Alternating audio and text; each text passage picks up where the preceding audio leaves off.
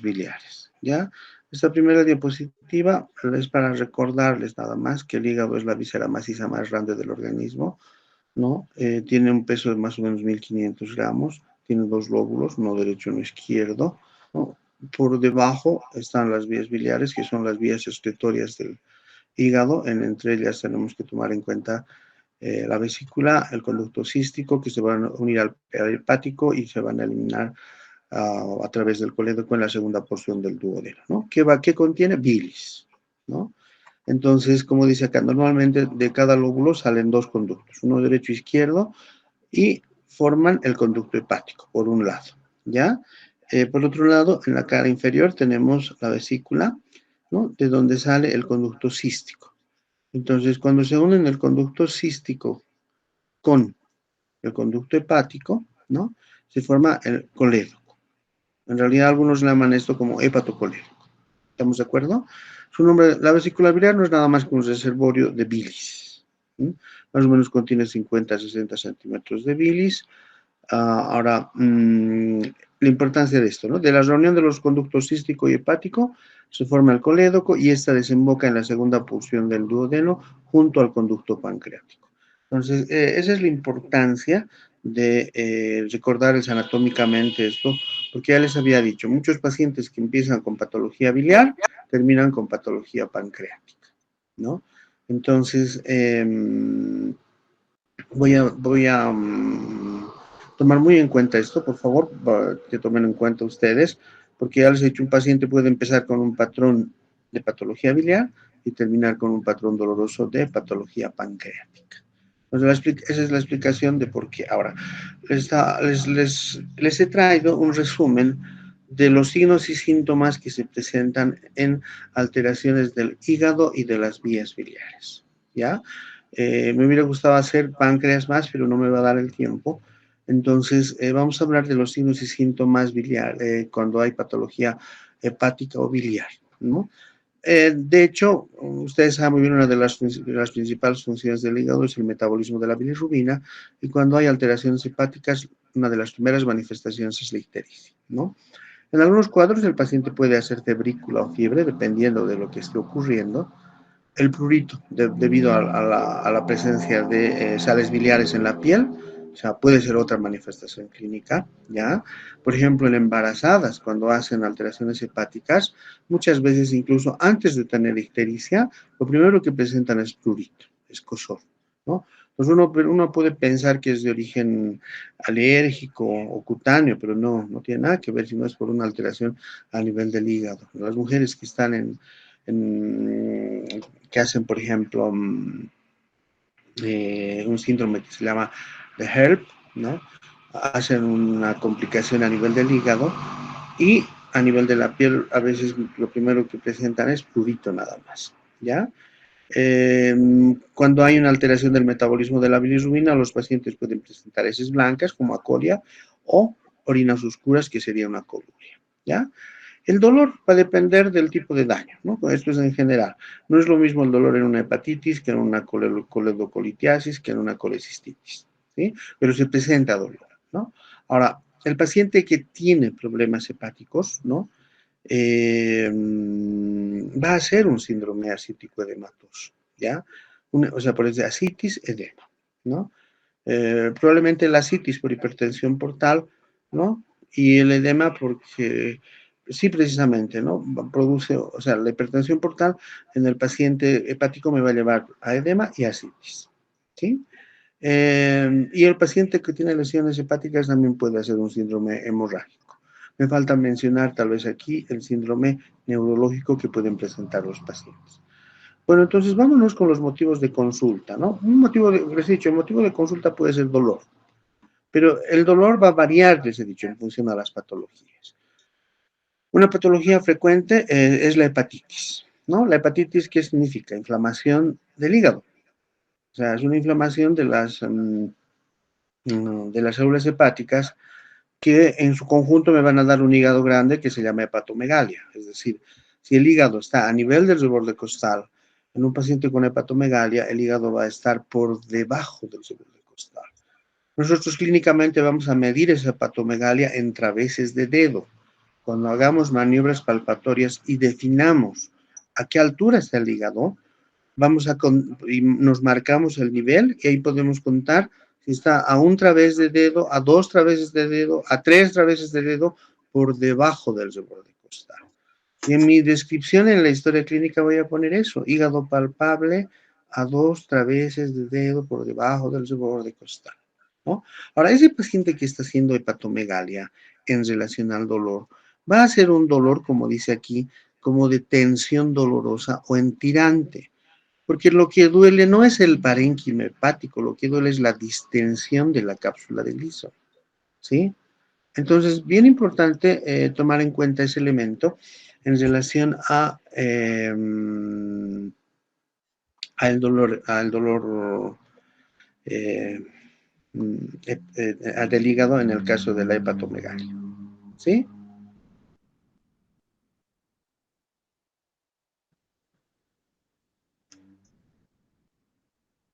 Bien, vamos a. Ahora, puede haber dolor en pacientes que tienen masas ocupantes, neoplasias, abscesos y quistes. ¿Sí? La presencia de tumoraciones van a generar una sensación de dolor, pero que no es ni en tirante, ni tampoco es un cólico, ¿no? Es una, como dice aquí, es una sensación de ocupación de una masa que por lo general se exacerba con los movimientos. Más que dolor, el paciente siente como un bulto que se está moviendo en ese segmento. Entonces, cuando nosotros hagamos una exploración, probablemente lo podamos detectar a la palpación, pero si no lo hacemos ecográficamente, sí lo vamos a detectar, ¿ya? Ahora, lo que les decía en algún momento en la práctica, este dolor, el dolor tipo cólico, es uno de los más frecuentes porque la presencia de litiasis vesicular por el tipo de alimentación que lleva nuestra población es una patología bien frecuente, ¿no? Entonces, el dolor tipo cólico, ¿a qué se debe? A la presencia, perdón, el dolor tipo cólico en la vía biliar se debe a obstrucción, ¿no? A obstrucción de la vía biliar. ¿Dónde? Voy a regresar un poquito, ¿no? La obstrucción puede ser, a ver, esta imagen, puede ser en el cuello de la vesícula, nosotros decimos bacinete, en el conducto cístico o en el conducto colédoco, ¿ya? Entonces, si se obstruye, ya sea en el cístico, perdón, en el bacinete, en el cístico o en el colédoco, el paciente comienza a presentar cólico biliar.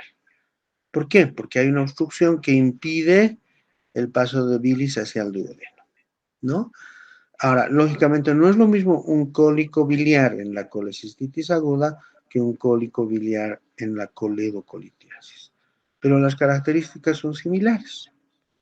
Entonces, ese es un dolor, el cólico biliar es un dolor de tipo obstructivo por obstrucción de un conducto, ¿ya? Entonces, ¿cómo es este dolor?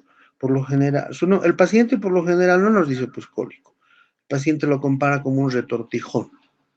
O a veces en su lenguaje sencillo nos dicen siento que algo me quita el aire, ¿no? O sea, no es respiratorio, pero como es un dolor de tipo retortijón, a veces sienten como que algo les está cortando la respiración, ¿no? Entonces es un dolor que por lo general desencadena en la noche.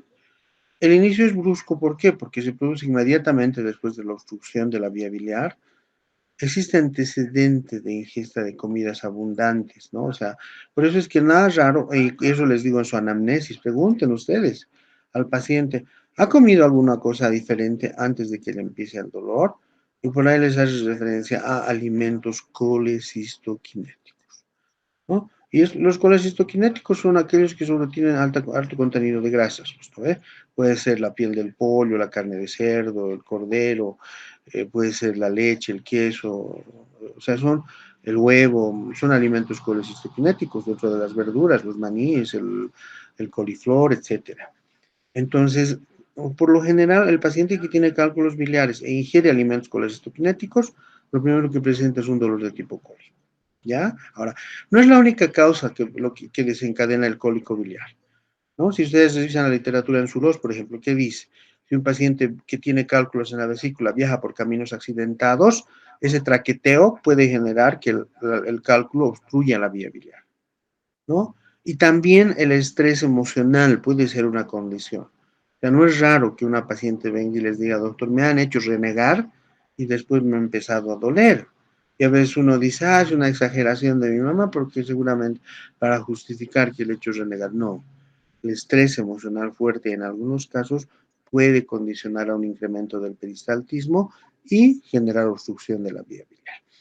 Lógicamente en menos frecuencia o menos frecuente que la ingesta de alimentos colecistoquinéticos, pero sí voy a tomar en cuenta este elemento, ¿ya?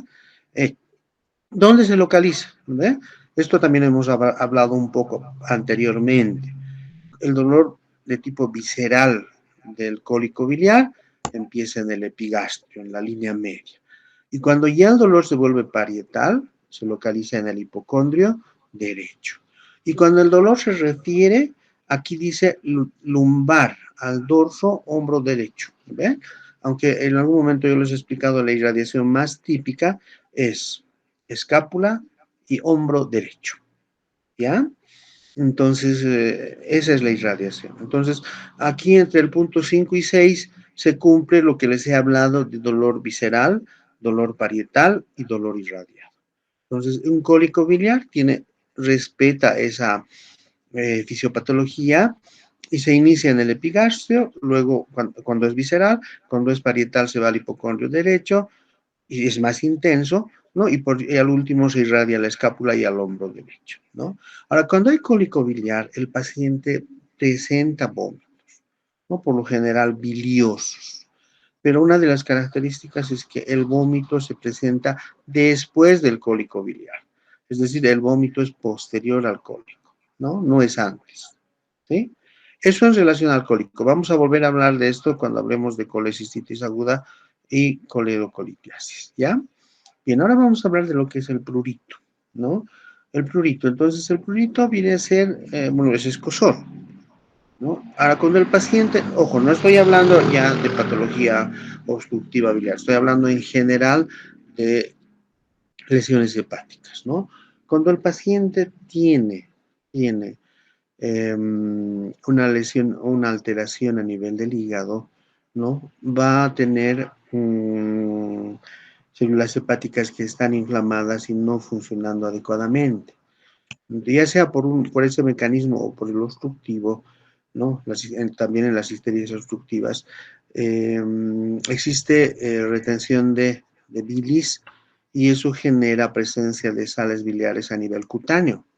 O sea, las sales biliares se van a ir a la piel al margen de que después van a provocar ictericia, pero muchos pacientes antes de hacer ictericia, lo primero que hacen es prurito, sienten un escozor generalizado que de inicio puede comenzar en las manos y en las plantas de los pies y después diseminarse a todo el cuerpo, como dice aquí, por retención de sales biliares, ¿no? Entonces, ya cuando el paciente tiene ictericia obstructiva más marcada, este paciente va a tener más prurito, ¿no? Y es otra de las manifestaciones típicas también del cáncer de cabeza de páncreas, ¿no? ¿Por qué? Porque otra vez les recuerdo, o sea, miren, si tengo un cáncer de cabeza de páncreas, me va a obstruir también el conducto biliar. Entonces eso me va a generar una ictericia obstructiva crónica que en el caso del prurito se va a traducir por prurito marcado.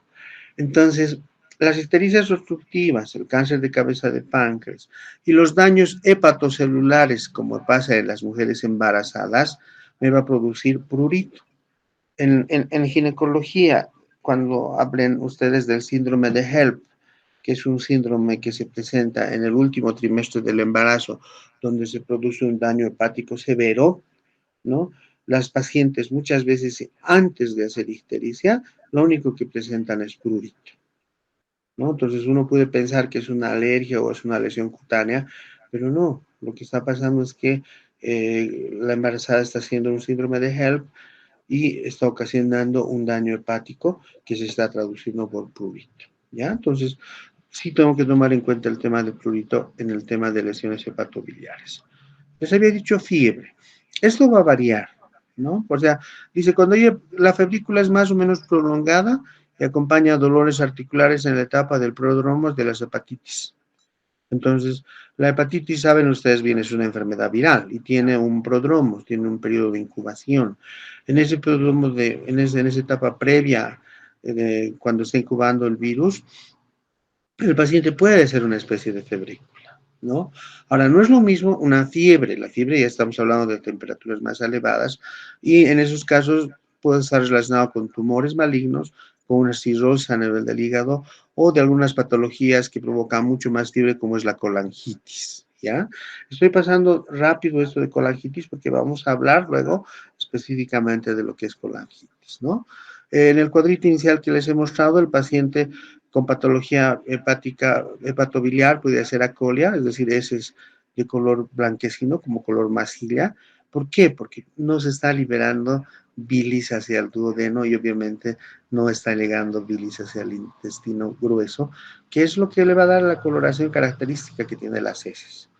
Entonces, si hay una obstrucción de las vías biliares, el paciente tiene heces blanquecinas, pero esos niveles elevados de bilirrubina van a ir a la sangre y se van a excretar por los riñones como orinas colúricas, es decir, la coluria es la presencia de pigmentos y sales biliares en la orina y que le dan un aspecto de orinas oscuras, ¿no? Como té tinto, ¿no? Que además puede ir acompañado de espuma persistente, ¿ya?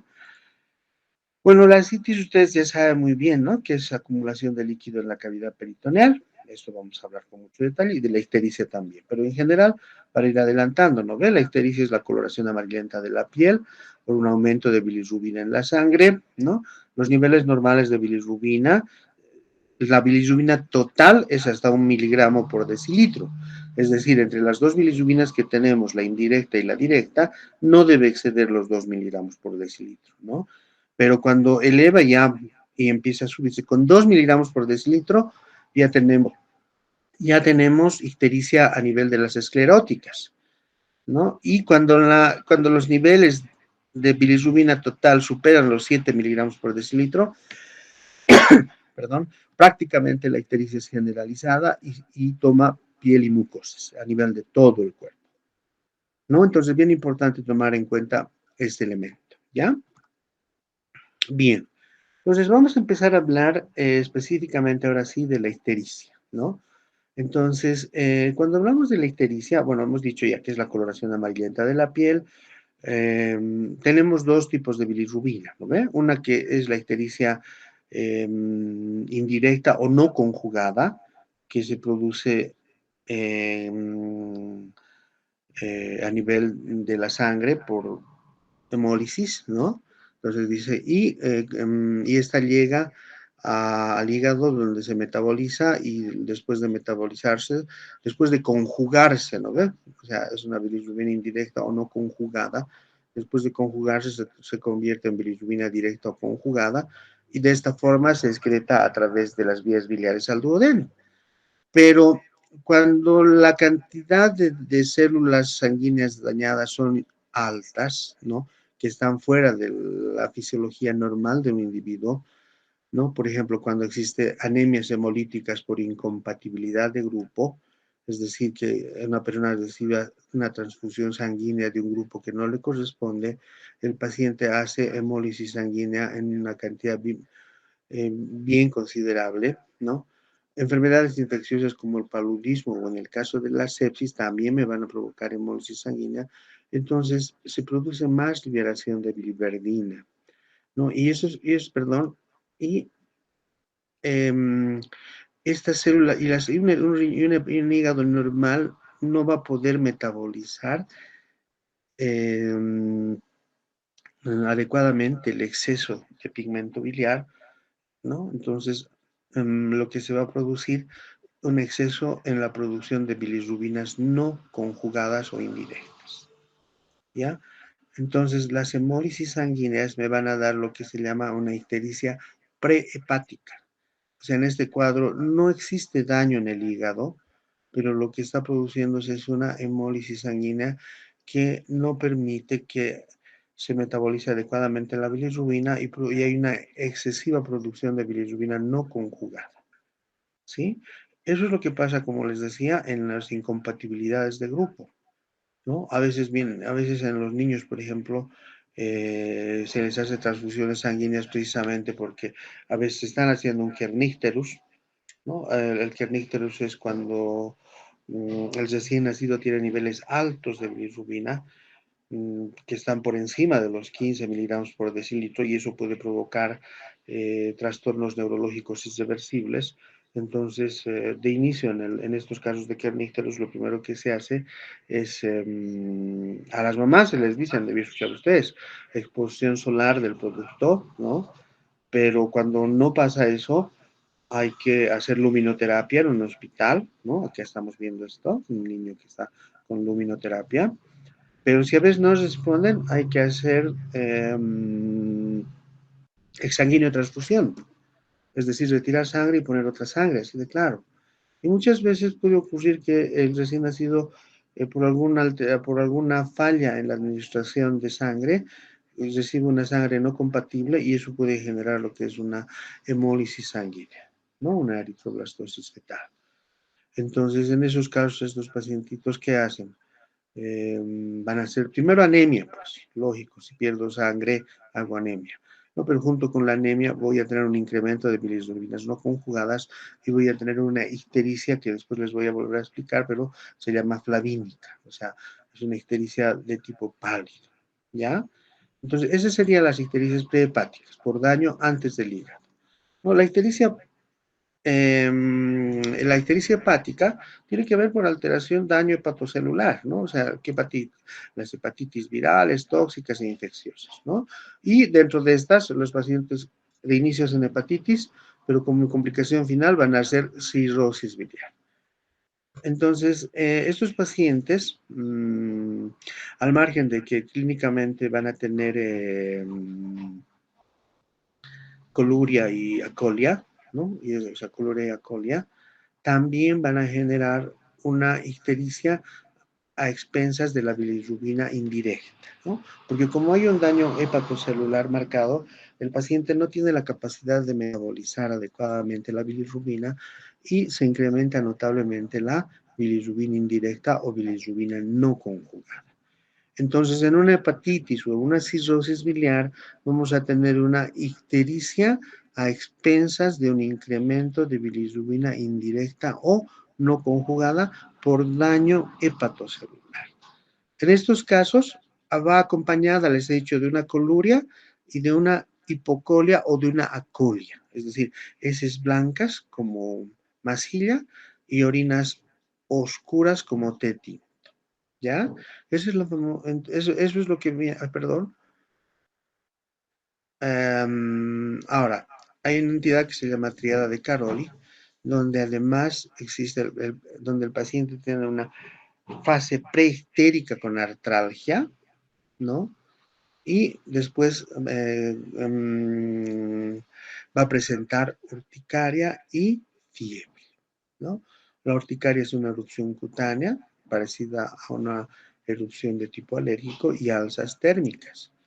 Entonces, el paciente con una ictericia hepática puede además estar acompañada con la triada de Caroli, donde además de existir la hepatomegalia, la ictericia a expensas de bilirrubina indirecta, va a presentar dolores articulares, va a tener erupción cutánea y va a tener fiebre.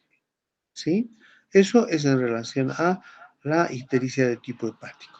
Y la ictericia de tipo poshepático es obstructiva, definitivamente. La causa es obstrucción mecánica, ¿no?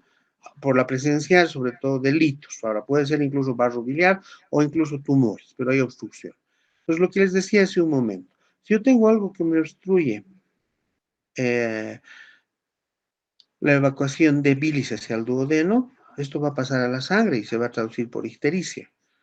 Y la entidad que genera ictericia en el paciente hepático es la coledocolitiasis, ¿no? Ojo, las colecistitis aguda me dan cólico biliar, pero no me dan ictericia, porque se inflama la vesícula, pero el hepático y el colédoco todavía permanecen permeables, ¿no? En cambio, cuando se obstruye el colédoco, se produce ictericia. Entonces les decía, una de las diferencias, ahora es para aclarar, ¿no? La colestitis aguda hace cólico biliar, pero no hace ictericia. La coledocolitiasis hace cólico biliar y además hace ictericia, ¿no? Entonces, en el caso de la ictericia posthepática obstructiva, la principal causa coledocolitiasis, pero aquí no voy a descartar el cáncer de cabeza de páncreas también que me va a producir ictericias obstructivas. Aquí se incrementa sobre todo la bilirrubina conjugada o directa, ¿ya? Entonces, el paciente también va a presentar coluria, ¿no? Ahí también va a presentar depósitos de sales biliares en la piel, va a haber prurito, etcétera, ¿no? También tiene heces acólicas, ¿no? Pero una de las características de este paciente es que hay gran probabilidad del riesgo de que haga una colecistopancreatitis, ¿no? Entonces, porque el cálculo puede migrar hasta cercanías del conducto pancreático, ¿ya? Ahora, seguimos con las afecciones hepatobiliares. Entonces, estamos hablando del síndrome ictérico, ¿no? Entonces, cuando el paciente es un síndrome ictérico, esa es la manifestación más importante, la coloración amarillenta de piel y mucosas, ¿no? Semiológicamente, la vamos a dividir la ictericia en estos elementos. Quiero que tomen en cuenta esto. No todos los amarillos son iguales. Ictericia flavínica, cuando lo que les he dicho, esta va con las ictericias prehepáticas, el paciente hace hemólisis y se produce un amarillo que es claro. O sea, porque hay palidez. Entonces, si yo tengo el tono amarillo en un paciente pálido, el amarillo también es pálido. Y ese se describe como ictericia flavínica. ¿Ya? Ahora, la ictericia rubínica se dice que es de un color más o menos amarillo anaranjado, parecido al color del ladrillo, se dice. ¿Sí? Esa es propia de enfermedades con daño hepatocelular. O sea, las hepatitis y la cirrosis hacen ictericia rubínica. Un amarillo un poco más intenso, o sea, más parecido al naranja que al amarillo, por eso se dice color amarillo anaranjado, parecido al color ladrillo, esa es una ictericia rubínica. Ahora, si la ictericia es obstructiva, en el caso de una coledocolitiasis, es amarillo verdoso, pues, ¿no? Por eso se llama ictericia verdínica, ¿ya? Por obstrucción de las vías biliares. Ahora, si esa obstrucción es crónica, como puede pasar en el cáncer de cabeza de páncreas, la ictericia ya de verdoso pasa a más oscuro y ya se ve casi negruzco y es una ictericia melánica.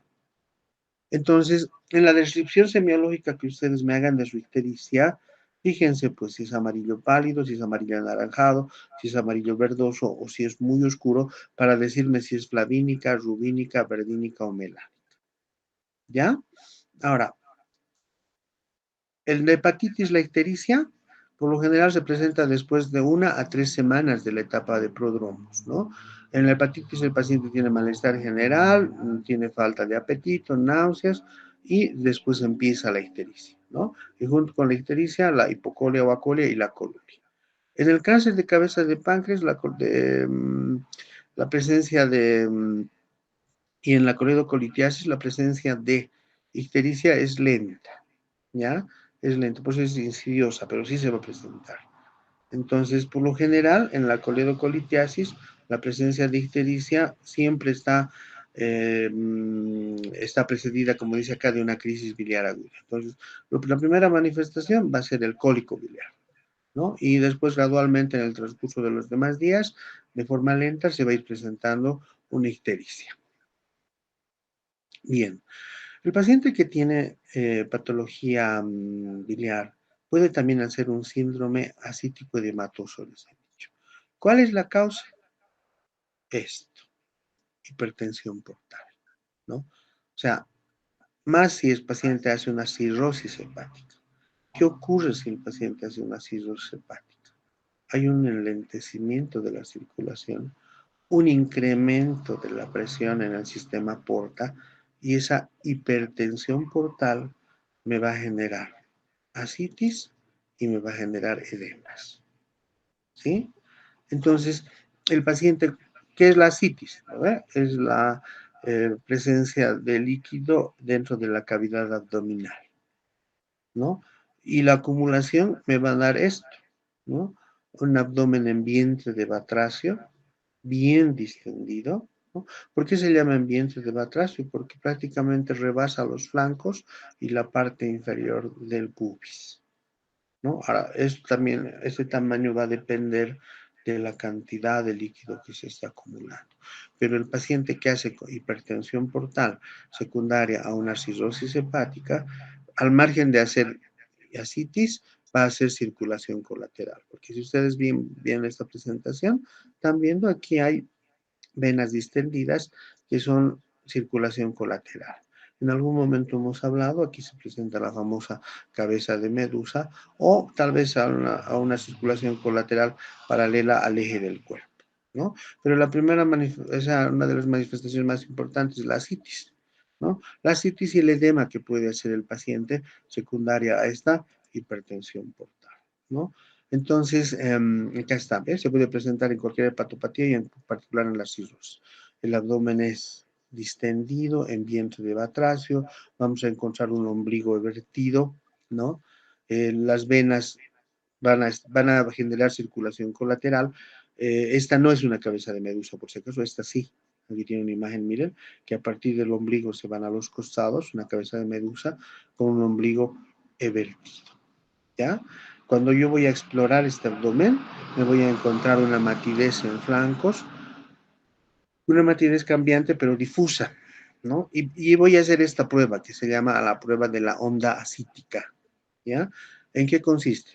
Voy a pedir que una persona me ayude, coloque su mano de esta forma a través del borde cubital en la línea media, a la altura del ombligo. Una mano va a apoyar en el otro lado para percibir la onda acítica y la otra mano va a percutir en el otro lado, ¿no? ¿Para qué estamos poniendo esto? Para evitar que la percusión no se transmita por piel, sino quiero percibir la percusión que se transmite por líquido. Entonces, esto me está bloqueando la transmisión cutánea. Yo percuto en el lado derecho y percibo en el lado, perdón, percuto en el lado izquierdo y percibo en el lado derecho y tengo que sentir que esa onda percutora se perciba en mi otra mano. Entonces, si esto es positivo, yo digo que esto es líquido, pues y que tengo una onda acítica positiva. ¿Ya? Al margen de eso, mmm, cuando yo tengo un paciente con síndrome ascítico, ¿no? Lo que voy a hacer es una paracentesis. ¿Qué significa? Voy a hacer una punción, por lo general en el lado izquierdo, en el equivalente del McBurney derecho, ¿no? Ustedes saben que para el punto de McBurney me trazo una línea imaginaria del ombligo hacia la espina ilíaca anterosuperior derecha y en la unión del tercio medio con el tercio interno, o externo, perdón, ahí está el punto de McBurney, ¿no? Lógicamente, en esta imagen, miren, en condiciones normales, esta línea del ombligo a la espina ilíaca anterosuperior viene de arriba abajo, ¿no? En este paciente con ascitis, el ombligo está descendido, pues, por el volumen y por gravedad del peso del abdomen, ¿ya? Entonces, una vez que identifico este punto, ¿no? Hago una paracentesis con dos finalidades. Primero, tomar una muestra para ver qué tipo de líquido es, ¿no? Va a ser un citoquímico del líquido acítico. Y segundo, para evacuar, pues el tratamiento es ese, ¿no? O sea, voy a tener que hacer una paracentesis evacuatoria para disminuir este volumen. Lógicamente, paralelamente voy a reponer líquidos, porque no se olviden que estoy sacando líquidos de un tercer espacio que me pueden descompensar al paciente, así que paralelamente le voy a reponer por vía parenteral, ¿sí? Bien. Pero también les decía que el paciente con patología biliar puede hacer un síndrome hemorrágico. ¿Por qué hará un síndrome hemorrágico? Porque se altera la absorción de vitamina K, ¿no? Y ustedes saben muy bien que la vitamina K es un factor que interviene en la formación de protrombina, ¿no? Y de los factores de coagulación. Entonces, el déficit de vitamina K definitivamente me va a dar un síndrome hemorrágico. Un síndrome hemorrágico que se puede producir, como en este caso, desde una epistaxis, pero se puede traducir por lesiones cutáneas. A ver, le dice las perdón, vamos a hablar, las hepatopatías que producen este síndrome son la hepatitis, la cirrosis, las afecciones biliares por obstrucción extrahepática. En realidad, las ictericias hepáticas y poshepáticas, ¿no? O sea, tanto las hepatitis como las obstrucciones me pueden producir un síndrome hemorrágico. Clínicamente puede haber hemorragias cutáneas, estamos viendo aquí la forma de petequias, ¿no? Puede haber púrpuras, petequias, equimosis, ¿no? Puede haber hemorragia a nivel de mucosas superficiales, desde una epistaxis, una gingivorragia, o manifestaciones de hemorragia digestiva alta, pero en este caso no por déficit de vitamina K, sino por la presencia de varices esofágicas, vamos a ver luego, ¿no? Pero básicamente el síndrome hemorrágico en un paciente con hepatopatía se debe a trastornos de la coagulación por falta de la absorción de vitamina K, ¿no? Porque la vitamina K se absorbe en presencia de sales biliares, ¿no? Y si no tengo sales biliares no se va a absorber, entonces el paciente va a tener trastornos de coagulación. Otra vez, que pueden ser cutáneas o pueden ser evidentes a través de una epistaxis, una gingivorragia. Si es mujer, no está acá, puede traducirse también con ciclos, con metrorragias, es decir, sangrados vaginales prolongados, etc., ¿no? Ahora, sí puede haber un síndrome hemorrágico, pero no relacionado con vitamina K, en el caso de varices esofágicas secundarias a hipertensión portal, ¿no? De la hipertensión portal me va a generar varices a nivel de, me va a provocar varices a nivel del esófago y cuando estas se rompan me van a producir hemorragia digestiva, ¿no? Pero esto no es por déficit de vitamina K, esto es por hipertensión portal, ¿no? En cambio, estas otras hemorragias, las petequias, las púrpuras, las equimosis, o sea, el paciente a veces percibe en su cuerpo moretones sin haber antecedente traumático. Yo no me he golpeado ni me han pellizcado nada, pero está morado, ¿no? Porque es una equimosis. La equimosis es una hemorragia vascular, ¿no? Entonces, a veces, y no le dan importancia, pero después puede haber complicaciones, ¿ya? Entonces, sí vamos a tomar en cuenta que cuando hay daño hepático, el paciente puede hacer hemorragias por alteraciones a nivel de la vitamina K, ¿no? Ahora, lo que no estaba en el cuadrito inicial que les he mostrado, el paciente hepático puede hacer un síndrome neurológico, ¿no? Es decir, como dice aquí, se generan vías de comunicación en el territorio portal y el territorio de la cava, y así la sangre que proviene del tubo digestivo accede directamente al sistema nervioso sin pasar por el hígado. Entonces hay sustancias que no se van a metabolizar en el hígado y van a pasar directamente al, al cerebro, ¿no? Y eso me puede generar un síndrome neurológico por acumulación de amonio no metabolizado, ¿no? Debido a la mala función hepática o por la circulación colateral. ¿Mm? Entonces el paciente puede presentar encefalopatía hepática que puede llegar al coma hepático, ¿no? Y frecuente en la cirrosis y otras enfermedades crónicas, ¿ya? Inicialmente pueden presentar, como dice aquí, trastornos de la conciencia, cambios de personalidad, alteraciones del nivel de conciencia, pues somnolencia, estupor y coma, ¿no? Por eso es bien importante valorar el nivel de conciencia en el examen físico general. Ahora, como dice aquí, ninguna manifestación clínica es exclusiva, ¿no? Porque puede ir también este síndrome neurológico asociado a una hipoglicemia, hiponatremia, uremia, intoxicación alcohólica, etcétera. Pero lógicamente por eso les decía, los hallazgos nunca los evalúo en forma aislada, sino asociado a los otros hallazgos, ¿no? Entonces, lógico, pues que si mi paciente ha estado con ictericia y está haciendo manifestaciones neurológicas, voy a pensar en un síndrome neurológico de origen hepático, ¿ya? Entonces, cuando explore el paciente con patología hepática en general, vamos a hacer desde la inspección, pues, ¿no? Voy a ver la inspección, voy a ver la fases, el color de la piel, puedo encontrarme con una fases ictérica o solo encontrarme con ictericia a nivel de las conjuntivas, ¿ya? A veces confundimos mucho y solo la presencia de ictericia en las escleróticas la describimos como fases ictérica. No, hay fases ictérica cuando compromete piel y mucosas, o sea, todo esto está mal, amarillo, ¿ya? Cuando yo voy a valorar el abdomen del paciente, tengo que valorar esto, pues, ¿no? La forma, la forma del abdomen, Y muchas veces me voy a encontrar con esto, ¿no ve? Con abdomen en vientre de batracio si el paciente está haciendo ascitis, con circulación colateral si está haciendo hipotensión portal, ¿no? Y no está por demás describir si es que encuentro cicatrices. En este caso no corresponde, pero el paciente que ha sido operado de patología biliar va a tener una cicatriz oblicua, generalmente en el hipocondrio derecho, ¿no? Bueno, esto acabamos de ver, el abdomen en vientre de batracio. El paciente que hace esplenomegalia, ¿no? En una hepatomegalia, o sea, el paciente que hace, perdón, el paciente que hace hepatomegalia, ¿no? Mm, ya les he dicho, voy a delimitar a la palpación y una vez que delimite me puedo marcar para describir a cuántos traveses de dedo está por debajo del borde costal, ¿ya? La vesícula, jóvenes, por lo general, en realidad la vesícula normal no es visible, pero en algunas circunstancias la vesícula sí puede ser visible y dilatada, ¿no? En patologías como cáncer de cabeza de páncreas o tumores de cabeza de páncreas.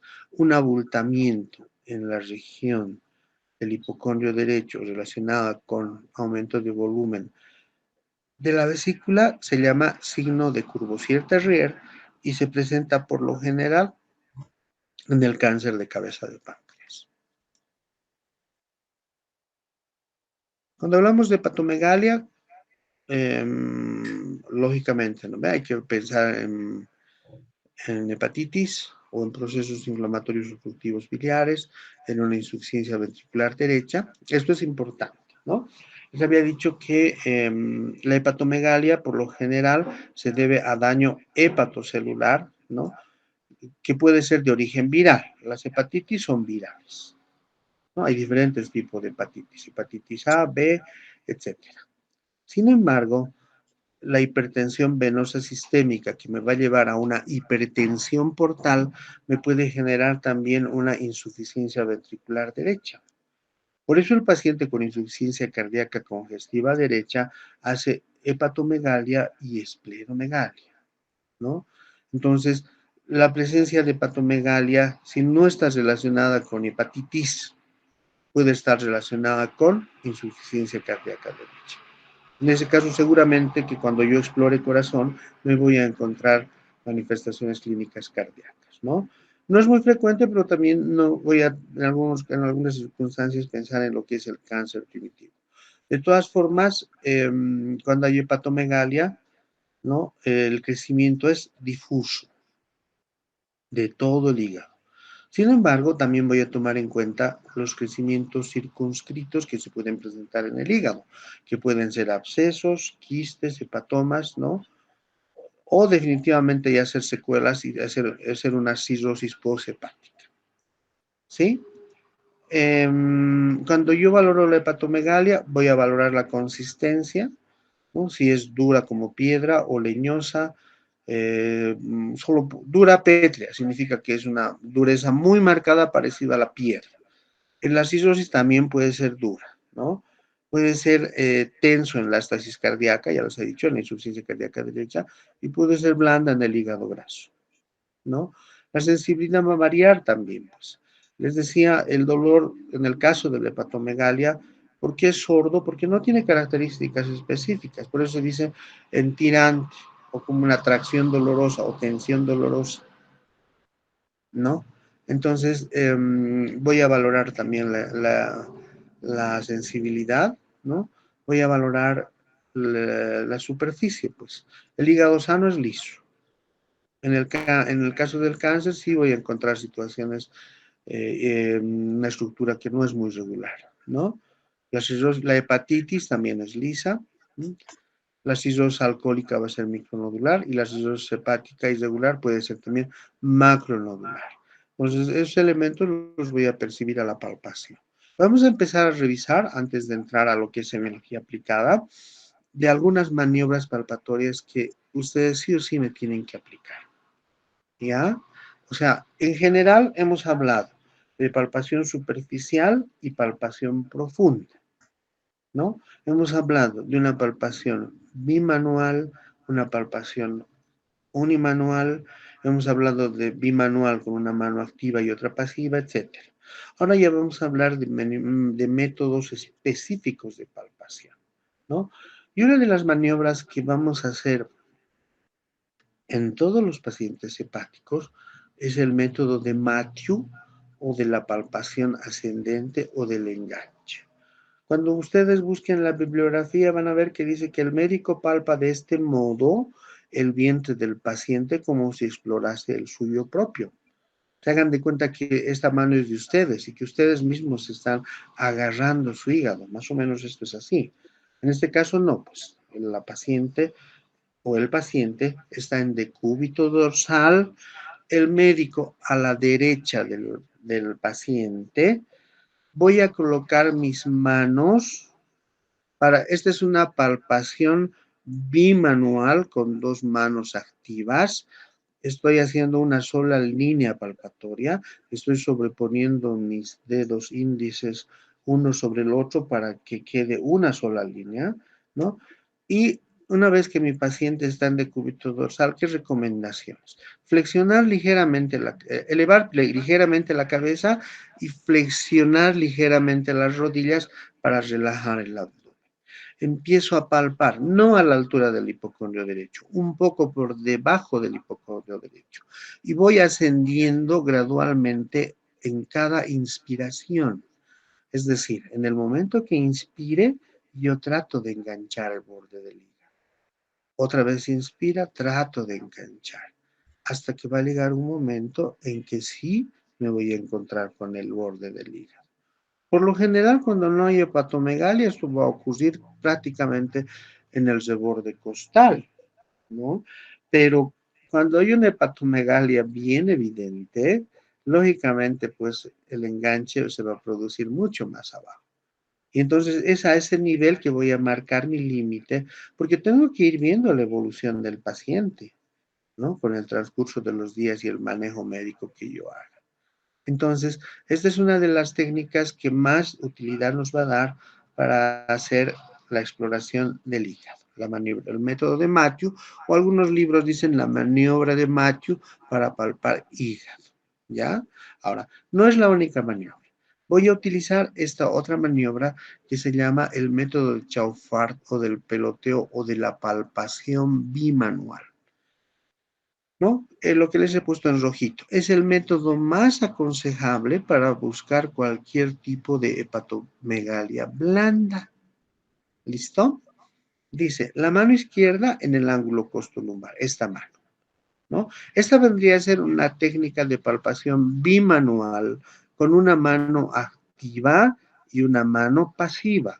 La mano izquierda pasiva apoya en el ángulo costolumbar derecho y la mano activa palpa desde el flanco hasta el hipocondrio derecho, ¿no?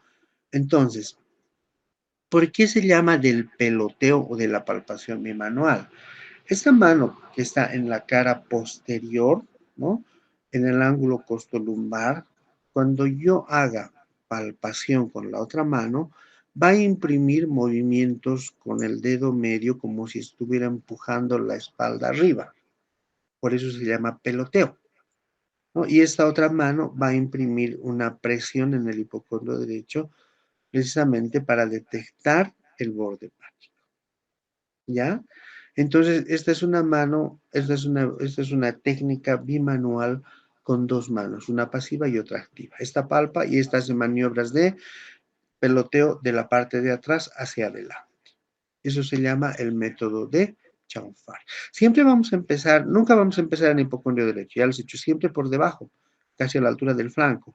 Y voy a también subir en el momento de la inspiración.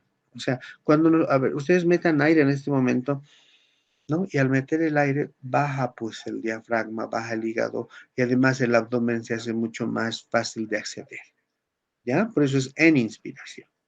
Es el método de Chaufar. El método de Glenard. Aquí tenemos un poquito de problemas porque esta es una técnica también de palpación, pero ¿por qué dice palpación pulgar? Porque en realidad lo que palpa es el pulgar. Y si el examinador tiene dedos cortos, ahí estamos en dificultad. Una de las condiciones para poder hacer el método de Glenard es que el examinador tenga los dedos largos, ¿sí?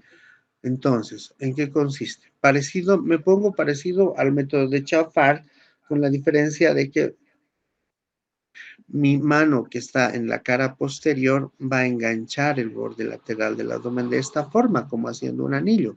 O sea, tengo los dedos, los cuatro últimos dedos en la parte posterior y el pulgar, que es el primer dedo, en el borde en el borde costal. ¿Cuál es la finalidad? Que esta mano, la mano que va a palpar, no va a palpar para percibir el hígado, va a palpar o va a deprimir para rechazar el contenido intestinal. Es decir, esta mano lo que está haciendo es comprimir para rechazar el contenido intestinal, para dejar libre el borde del hígado y que el dedo pulgar de la otra mano lo perciba. Por eso dice, el pulgar izquierdo penetra debajo del borde costal y percibe el inferior del hígado. Nos quiero palpar el hígado con el pulgar de la mano izquierda, pero la mano derecha, ¿qué está haciendo? Va a apretar esto para rechazar el contenido intestinal, epiplón, intestino, todo. Cuando digo rechazar, en términos comunes es para retirar, ¿ya? Y permitir que el pulgar palpe.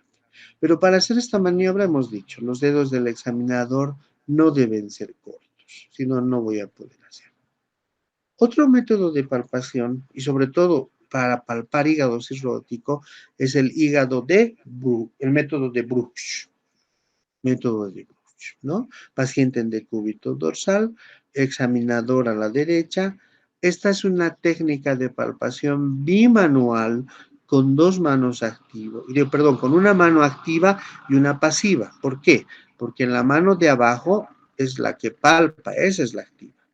En cambio, la mano de arriba solo hace presión, esa es la mano pasiva, ¿no? Entonces, si yo soy diestro, o sea, no soy zurdo, la mano más sensible es la que palpa. Esa pongo por debajo. Y la otra mano, la izquierda, pongo por encima. La mano de abajo es para palpar, chicos. Y la mano de arriba es para hacer presión. Entonces, si bien en la imagen ya estamos en el hipocondrio derecho, porque lo que quiero palpar es el hígado, ¿no? Lo que voy a hacer es siempre empezar un poco por debajo. Entonces también voy a ir ascendiendo en inspiración, hasta llegar a palpar el hígado. ¿Sí? Bien. Toditas estas maniobras son con paciente en decúbito dorsal. Sin embargo, puedo hacer una maniobra palpatoria con mi paciente sentado, ¿ya? Entonces, ese es el método de Smith, que es un método ideal para la palpación en general, además de hepatomegalia, visceromegalia subdiafragmáticas. En este caso estamos hablando de hepatomegalia. Entonces yo me voy a colocar en esta posición, paciente sentado en un taburete, ¿no? Y yo me acomodo detrás del paciente, ¿no? Y como si estuviera abrazando, voy a poner mis manos por debajo del reborde costal, ¿no? Y voy a imprimir movimientos de presión que van a ir ascendiendo durante la inspiración. Entonces, muchas veces en esta posición me facilita la palpación porque por gravedad, pues y por el peso del hígado, este va a estar más abajo y me va a permitir hacer una palpación cuando mi paciente lo puedo tener sentado. ¿Sí? Bien. Ahora, muchas veces necesito palpar hígado, pero el paciente tiene ascitis. En esos casos, las anteriores técnicas no me van a ser de mucha utilidad porque el líquido acítico me va a dificultar hacer las otras técnicas. Pero puedo utilizar una palpación por empujes tratando de buscar el sino del témpano. Es decir, ¿qué voy a hacer? Una mano pasiva en la cara dorsal y una mano activa en la cara anterior, ¿no? Voy a imprimir movimientos de presión donde más o menos pienso que está el hígado, ¿no? Y esta otra mano debería sentir, ¿no? El impacto del hígado que está sumergido en líquido acítico. Por eso dice, los dedos tropiezan con un órgano macizo que está sumergido en líquido acítico. Este empuja el hígado y esto siente. Y el paciente está con ascitis. Entonces, para cada situación tengo una técnica, ¿no? Eso es en relación a la palpación de las hepatomegalias. Ahora, esta maniobra es la maniobra de Prong, es exclusiva para palpar vesícula biliar, ¿ya?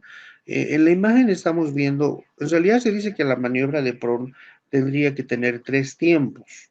Es una palpación digital con los primeros dedos de cada mano, o sea, con los dedos pulgares de cada mano, ¿no? Este es el tercer tiempo donde yo estoy palpando con los pulgares el lecho vesicular. Me puede servir para ver si no hay aumento de tamaño o si no hay sensibilidad, pero al margen, sobre todo si no hay sensibilidad. Pero la literatura, sobre todo su dos, indica que la maniobra de Prohn es de 3 tiempos. Un primer tiempo lo voy a hacer en el epigastrio, un segundo tiempo cerca al hipocondrio izquierdo para ver si la sensibilidad se extiende hasta ahí, y la maniobra final la hago en el lecho vesicular, el tercer tiempo, para ver si aquí hay sensibilidad, ¿no? Esta maniobra es específica para palpar vesícula biliar. ¿Ya? Ahora, dentro de lo que son maniobras palpatorias para ver si no hay inflamación de la vesícula biliar, está el famoso signo de Murphy. Eso también lo van a tener que hacer, ¿no? Cuando hay inflamación de la vesícula biliar, hay dolor en hipocondrio derecho. Pero cuando yo quiero medir el grado de inflamación y ver realmente si la inflamación es bien importante, voy a buscar el signo de Murphy, ¿no? Por eso dice acá que, que se presentan procesos inflamatorios de la vesícula. ¿Qué estoy haciendo? ¿Qué está haciendo el examinador? Paciente en decúbito dorsal, hago una palpación profunda en hipocondrio derecho, ¿no? Pero al mismo tiempo de hacer la palpación profunda en hipocondrio derecho, donde más o menos está la vesícula, le voy a pedir al paciente que inspire profundamente. Si al inspirar profundamente, baja el diafragma, baja el hígado y baja el lecho vesicular. Y si mi mano está palpando de abajo arriba, mis dedos se van a encontrar con la vesícula inflamada y el paciente va a suspender la inspiración por el dolor. Ese es el signo de Murphy. No es el que yo despierte dolor al apretar. Puede haber, sí, seguro que va a haber. O sea, cuando yo apriete el hipocondrio derecho, va a haber dolor. Pero el grado de inflamación lo voy a valorar con el signo de Murphy. Entonces, ¿qué voy a hacer? Hago una palpación profunda en hipocondrio derecho, le pido al paciente que inspire profundamente y en el momento de que inspira, cuando yo comprimo hipocondrio derecho, el paciente suspende la inspiración por el dolor y ese es el signo de Murphy. Alguna literatura antes decía patognomónico de litiasis vesicular, ¿no? Entonces, es bien importante que hagamos eso. Ahora, ¿por qué les decía donde más o menos está el lecho vesicular, ¿no? O sea, el lecho vesicular está en la base del hipocondrio derecho, perdón, en el hipocondrio derecho, en la base del hígado, ¿no? Y al margen tengo además el punto cístico que voy a valorar después. Cuando yo sospecho de patología biliar, voy a valorar punto cístico, ¿no? ¿Qué voy a hacer? Como dice aquí, me voy a trazar una línea imaginaria desde el ombligo hasta el vértice de la axila, una línea imaginaria. Y aquí voy a buscar el reborde costal. Entonces, la intersección del reborde costal con esta otra línea imaginaria es el punto cístico. Ahí está el cístico, ¿no? Entonces, más o menos por fuera de eso está el lecho vesicular. Pues aquí puedo dibujar la vesícula. Por eso les decía, más o menos puedo tener yo una idea a partir del punto cístico de dónde está la vesícula. Y ahí voy a aplicar voy a buscar el signo de Murphy y voy a hacer la maniobra de Prohn. Entonces tengo una referencia para hacer maniobras de Prohn, para buscar signo de Murphy y también para hacer punto cístico. Cuando hay una colecistitis aguda, el punto cístico es positivo. Es decir, yo comprimo este punto y despierto dolor intenso. ¿Ya? Bien. La exploración del abdomen cuando trato de patología biliar, la percusión no varía de la que se les enseñó en abdomen. La más recomendable es hacer la dígito digital de Gerard en diferentes puntos, donde voy a encontrar en el espacio semilunar de trave timpanismo y en el resto del abdomen un timpanismo cambiante, pero si mi paciente está con ASITS voy a encontrar una matitis difusa, ¿verdad? La auscultación, o sea, no hago una auscultación específica para hígado, ¿no? Pero sí hacemos una auscultación de todo el abdomen. Eso hemos hablado. Ahora, Cuando yo tengo un paciente con patología biliar, esto de pronto les van a dar o les han dado en laboratorio, ustedes van a pasar laboratorio clínico, pero lo que yo quiero es dejar cosas bien claras en relación a la patología hepática y biliar. ¿Qué exámenes voy a pedir? Si yo tengo alteración hepática, estoy sospechando de una hepatitis o de una cirrosis o de una coledocolitiasis o de una colecistitis o de una colangitis, etcétera, los exámenes, aquí me falta de paso el examen general de orina, pero en la sangre voy a pedir pues hemograma, glicemia, voy a pedir bilirrubinas, transaminasas, fosfatasa alcalina, protrombina y proteínas, ¿ya? El perfil hepático incluye bilirrubinas, transaminasas, fosfatasa alcalina. Este es un perfil hepático, ¿no? Pero al margen de eso necesito saber cómo está pues el hemograma para ver si no existen procesos infecciosos agudos que me puedan generar o puedan desencadenar o terminar en una sepsis, por ejemplo, ¿no? Al pedir glicemia indirectamente estoy valorando también la función hepática, perdón, la función pancreática, ¿no? Como porque puede ser complicación de una patología biliar. Al pedir protrombina, estoy viendo el grado de absorción de vitamina K para ver si se están produciendo factores de coagulación.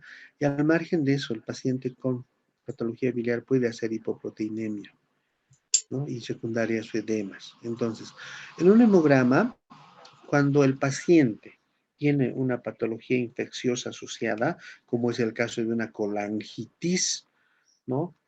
El paciente va a tener una leucocitosis marcada, ¿no? O sea, los leucocitos que son hasta 10.000 normalmente van a estar mucho más por encima de ese valor, ¿no? Porque hay un proceso infeccioso, ¿ya? Ahora, en algunas colecistitis agudas, etcétera, también tiende a elevarse los leucocitos, ¿no? Entonces, un elemento bien importante.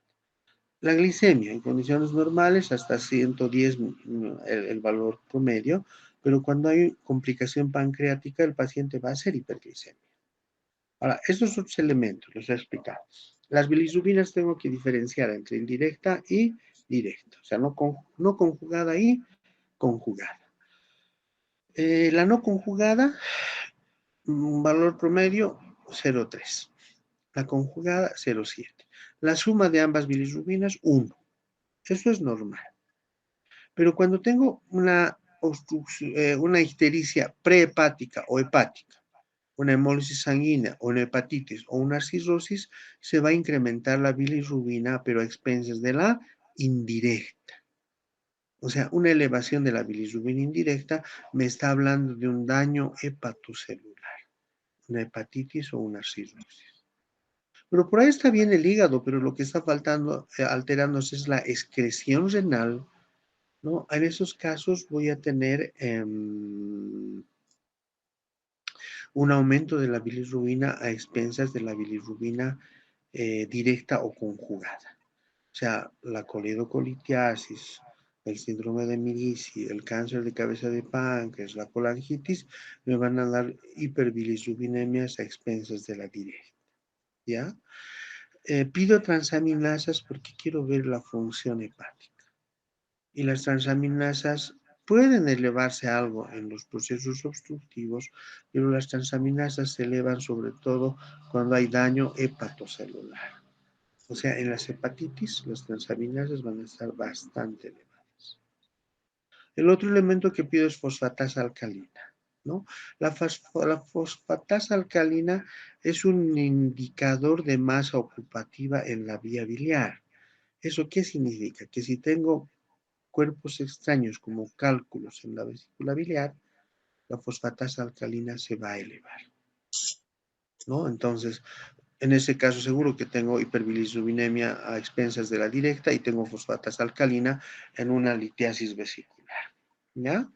El tiempo de protrombina es importante, ¿por qué? Porque ya les he dicho, la vitamina K se absorbe en presencia de sales biliares. Y el paciente que está con hepatopatía seguro va a tener una disminución de los factores de coagulación que me va a generar trastornos hemorrágicos, ¿no? Proteínas también es importante para saber la función hepática. Yo por lo general me voy a encontrar con hipoalbuminemia, ¿sí? Entonces, voy a hacer una. Ahora, ¿cuál, ¿cuál va a ser mi conducta en el caso de un paciente con síndrome hemorrágico que tenga trastornos de la coagulación. A ver, no sé si, bueno, lamentablemente esta es una diapositiva que no se puede ver. Yo estoy viendo ahorita mi pantalla completa, pero no se produce ningún cambio, ¿ya? Esta era una diapositiva en la que yo quería mostrar que cuando existe, a ver, no sé si puedo cambiar. No, denme un segundo.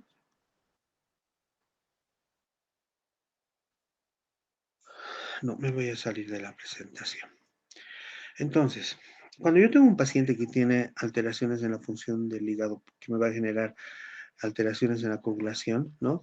Si el hígado todavía está funcionando, en el caso de que no haya un daño irreversible, el uso de vitamina K me puede resolver la alteración de los factores de coagulación. O sea, en una patología biliar de origen obstructivo, o sea, una coledocolitiasis, etcétera, donde solo está alterada la absorción de vitamina K, la administración parenteral de vitamina K me va a resolver esto. Pero cuando hay daño hepatocelular que no me va a generar eh, formación de protrombina, la administración parenteral de vitamina K no me va a servir en estos pacientes. El paciente va a seguir haciendo un síndrome hemorrágico. ¿Ya? Bien. Entonces, hasta aquí hemos avanzado en lo que sería la parte general del hígado. Ahora, les decía, quiero repasar algunas patologías que son más frecuentes. Dentro de las patologías de daño hepatocelular, la cirrosis hepática, ¿no? La cirrosis hepática definitivamente de qué me habla, de una muerte progresiva del tejido hepático con la pérdida de la arquitectura normal y una disminución progresiva de sus funciones, ¿no? O sea, el paciente con cirrosis hepática en primera instancia va a ver, puede ir a un hígado graso, hepatomegalia, pero en su etapa final va a tener una disminución progresiva hasta casi nula de la función hepática, ¿no? Porque esto va a ser tejido fibrótico, la cirrosis biliar me va a generar una degeneración de todo el tejido hepático y va a perder la función hepática y voy a entrar en insuficiencia hepática, ¿ya? En todo ese proceso, ¿no? Se va a modificar la histología del hígado, va a haber necrosis hepatocelular, lo que les decía, fibrosis y uno que otro nódulo de regeneración, ¿no? En todo ese proceso entre el hígado graso, hepatomegalia, hasta llegar a la cirrosis, miren la cantidad de manifestaciones clínicas que puede tener un paciente. Dispepsias, o sea, dificultades en la digestión, falta de apetito, pérdida de peso, puede hacer una hipertrofia parotídea, o sea, parotidas grandes, ¿no? Va a ser santelasmas por alteraciones del metabolismo de los lípidos, o sea, saben ustedes que los santelasmas son placas amarillentas por acumulación de colesterol en la sangre. La cirrosis me va a llevar a alteración del metabolismo de los lípidos, ¿no? Un paciente que va a ir a la cirrosis inicialmente va a ser hepatoesplenomegalia, ¿ya? Y junto con la hepatoesplenomegalia, en este caso va a ser una ictericia de tipo rubínico, hemos hablado, ¿no? Amarillo anaranjado. A nivel del abdomen va a generar una ascitis con circulación colateral que puede ser una cabeza de medusa. Si se trata de un paciente varón, este varón va a ser ginecomastia y atrofia testicular. La presencia de hipertensión portal en estos pacientes me va a llevar a circulación colateral que se traduce en arañas vasculares o spiders. Si veo la mano voy a tener eritema palmar, contractura de Dupuytren, fragilidad de uñas. Vamos a ver algunas de estas manifestaciones que les he traído. Estas son las famosas arañas vasculares o spiders, ¿no? Son hemorragias vasculares que se ven como una arañita pues en la piel, ¿no? Aquí estamos bien. Esas son las famosas arañas vasculares o spiders, ¿no? Aquí estamos viendo spiders en un abdomen con ascitis. Miren, el paciente tiene ascitis y estos son los spiders. Ojo, esta no, esto es ya circulación colateral, estos paralelos al eje del cuerpo, ¿no? Pero miren, aquí tenemos spiders, ¿ya? Les decía que el paciente varón puede hacer ginecomastia, ¿no? Al margen de que hace hemorragias vasculares, o sea, trastornos vasculares de la piel. Más arriba les he mostrado lo que eran púrpuras, petequias, pero también pueden hacer equimosis estos pacientes. Y aquí no hay antecedente traumático. Este paciente no se ha golpeado, nada. sino se ha producido una hemorragia vascular por trastornos de la coagulación, ¿sí? Esto es lo que les decía, la contractura Dupuytren. La contractura Dupuytren no es nada más que una fibromatosis palmar, ¿no? Que aparece con más frecuencia en pacientes con diabetes, alcoholismo, epilepsia, pero que también está relacionado con daño hepático, ¿no? Estos pacientes alcohólicos al final igual van a hacer daño hepático, cirrosis, y lo que hacen es contractura de los tendones flexores de los tres últimos dedos. Entonces, si bien aquí el paciente está extendiendo, va a llegar un momento en que estos tres dedos van a estar contraídos todo el tiempo y le va a ser difícil extender la mano, ¿ya? Les hablaba también de que el paciente hace eritema palmar, ¿no? Hay un enrojecimiento de la eminencia tenar e hipotenar, ¿no? Y lo que llama la atención además es la marcada hipotrofia muscular. Esto es lo que se conoce como palma hepática. Entonces, tengo pues bastantes argumentos para pensar que mi paciente que está con patología hepática está yendo a una cirrosis biliar, ¿no? Lógicamente el diagnóstico final puede ser ecográfico, pero lo ideal es detectar estas manifestaciones antes que se llegue a la insuficiencia hepática. Pues ahora, lamentablemente hay cuadros que son irreversibles, pero de alguna forma se puede prolongar o mejorar un poco la calidad de vida de estos pacientes actuando oportunamente. ¿Ya? Ahora sí me voy a pasar a ver patología biliar, que es también muy frecuente. De esto hemos hablado, pero les quiero ilustrar para que ustedes se den cuenta, ¿no? Eh, ¿Cuándo hablo de colelitiasis? La colelitiasis a veces es un hallazgo ecográfico. ¿Qué me está diciendo? O sea, colelitiasis significa presencia de cálculos en la vesícula biliar. Así es la vesícula. Es una bolsa, tiene un cuello que se llama bacinete, tiene un conducto que se llama cístico y desemboca en el colédoco. ¿Sí? Ahora, cuando el paciente tiene cálculos biliares y no obstruyen la vía biliar, está asintomático. Cuando un paciente obstruye, ya sea a nivel del cuello o a nivel del cístico, ahí sí hace una inflamación de la vesícula, una colestitis aguda, que clínicamente se traduce por un cólico biliar. ¿Ya? Ahora, puede haber pacientes que hacen una obstrucción parcial, se les medica con antiespasmódicos, se relaja el cálculo y se permeabiliza otra vez esto. Entonces, como que el cálculo regresa a otra posición y hacen crisis, o sea, episodios de cólico biliar que se resuelven con el uso de antiespasmódicos y relajantes. Entonces, por eso es que les decía, cuando ustedes me dicen cuadro que se desencadena hace una semana y no les creo, porque la verdad es que los pacientes estos son crónicos y mientras les vaya calmando no se van a operar. ¿Cuándo se operan? Cuando ya les duele muy seguido o cuando ya no les calma el antiespasmódico. Entonces, muy rara vez el paciente pues se opera la primera vez que le duele, porque la primera vez que le duele seguro va a ir a un servicio de emergencias o a una farmacia, le van a poner un antiespasmódico y mientras esto no esté bien enclavado, se va a relajar y va a permeabilizarse y va a dejarle de doler. Entonces, a partir de ahí a veces se cuidan de comer grasas, etcétera, y están mucho tiempo asintomáticos, ¿no? Ahora, ¿por qué? Porque ya cuando el cálculo pasa hacia el colédoco, hablamos de una coledocolitiasis. O sea, la coledocolitiasis y la colangitis vendrían a ser complicaciones de la colecistitis aguda. Ahorita vamos a hablar de eso, ¿ya? Entonces, cuando hablo de colecistitis aguda, cuando hay una inflamación aguda de la vesícula biliar producida por impactación u obstrucción a nivel del cuello de la vesícula por un cálculo.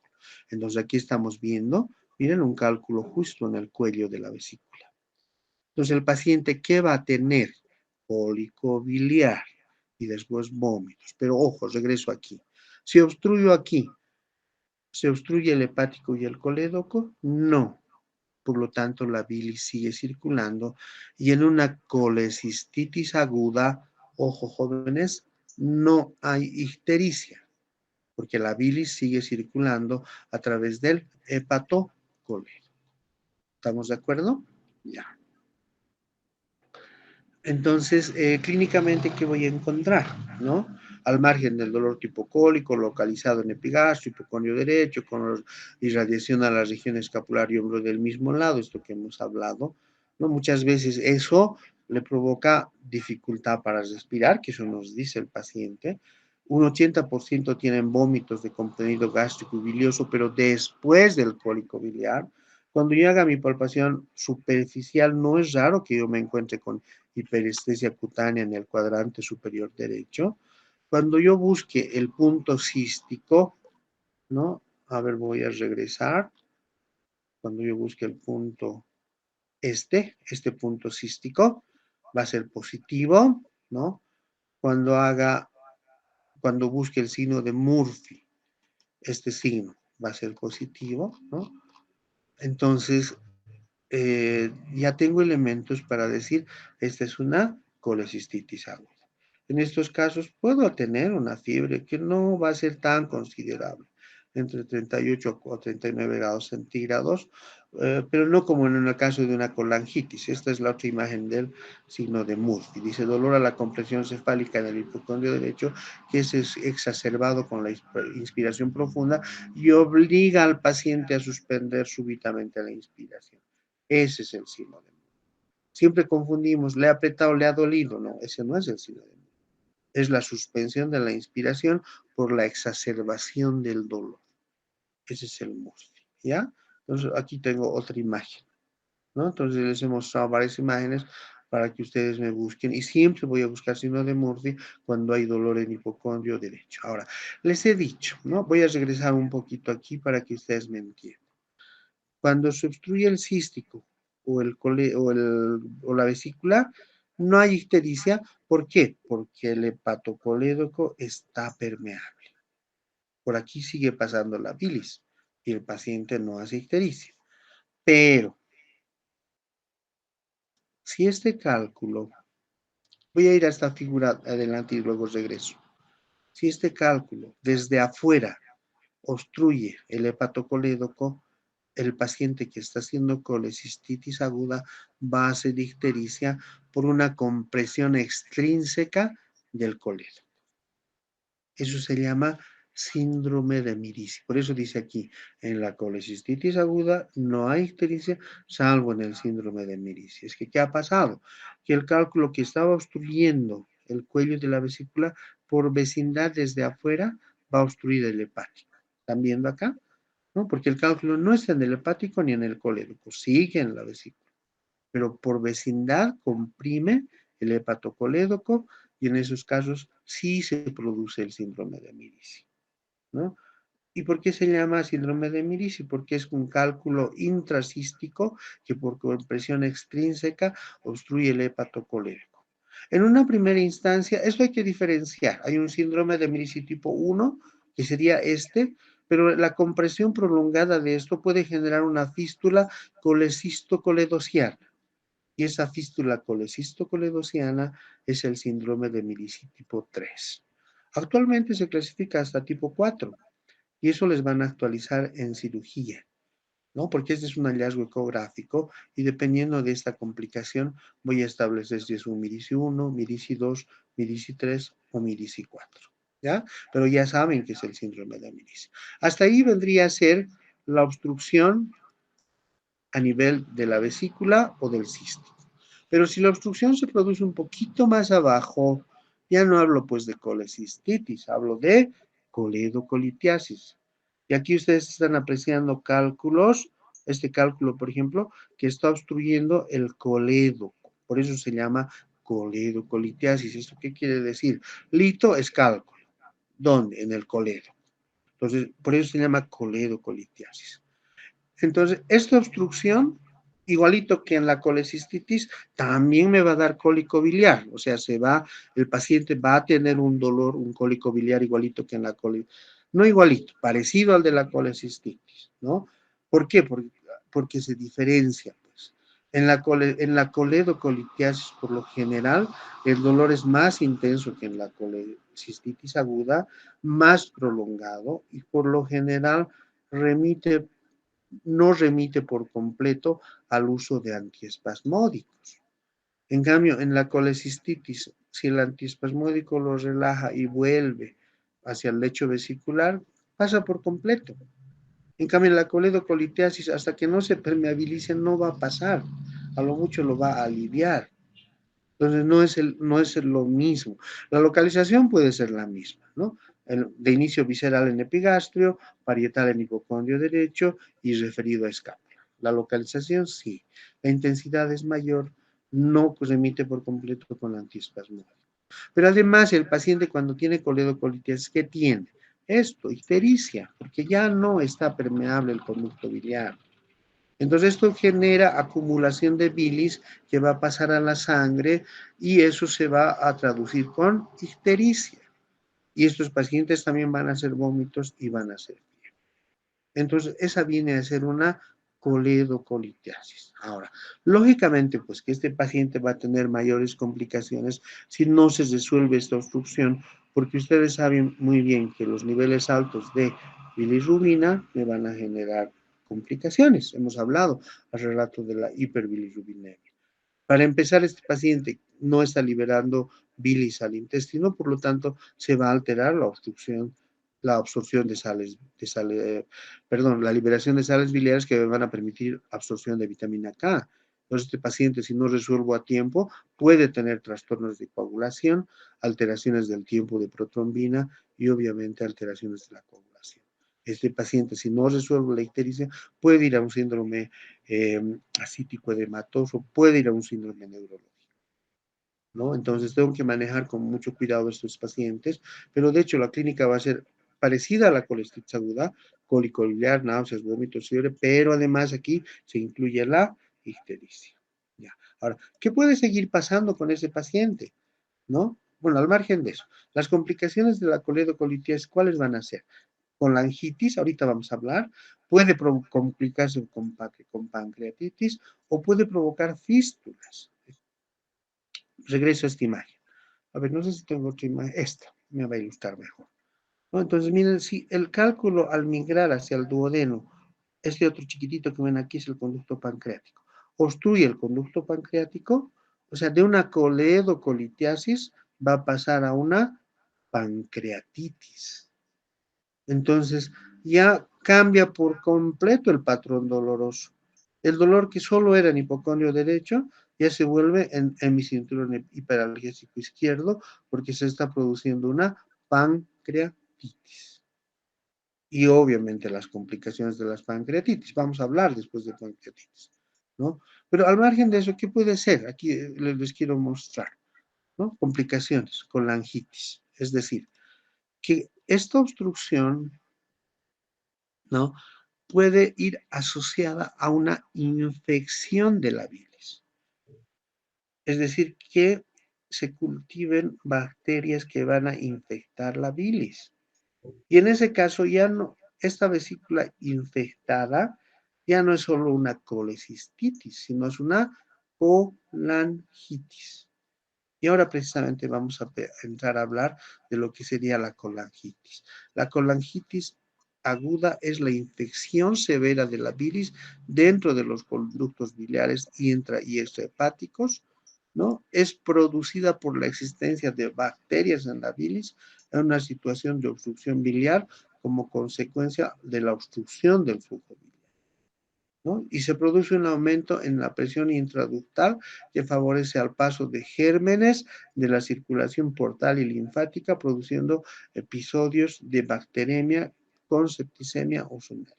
Entonces, a lo que teníamos antes, cólico biliar, ictericia, ¿qué se va a incrementar? Fiebre, pues. Porque si aquí tengo pus en términos comunes, si aquí tengo pus, o sea, ese es mi paciente, que primero tenía solo dolor tipo cólico, que después ha hecho una ictericia por la colidocolitis. Y como esto se ha infectado, este paciente lo primero que va a tener es fiebre, y una fiebre bien importante, ¿no? O sea, una fiebre alta que me va a ir acompañada de escalofríos, ¿no? Y este conjunto de manifestaciones clínicas, o sea, ¿en qué orden se han presentado? Primero dolor, después ictericia, y a eso se ha sumado la fiebre. Estos tres elementos se conoce como triada de Charcot. En Suros dice triada de Villard o de Osler, con B pequeña, ¿ya? Triada de Villard o de Osler, en la otra bibliografía habla de la triada de Charcot, es lo mismo. Los epónimos cambian, pero es lo mismo. O sea, lo que ha empezado con dolor tipo cólico, ha seguido con ictericia y por la infección se ha completado con fiebre, es la triada de Charcot, que es característica de la colangitis. Entonces, este paciente es mucho más urgente tratarlo, porque ya no es solo el tema del dolor, el tema es la infección. Y este paciente, si no se lo maneja oportuna y adecuadamente, va a ir a la sepsis. Y ustedes saben muy bien que el paciente con sepsis ya tiene compromiso multiorgánico. ¿Ya? Ahora, si no se resuelve y sigue evolucionando este cuadro, el paciente además va a empezar a ser secundaria a una encefalopatía hepática, una confusión mental y puede llegar incluso al shock séptico. Y en ese caso, la fiebre, la ictericia, el dolor, la confusión mental y el shock ya se conoce como pentada de Reynolds. 5 manifestaciones clínicas.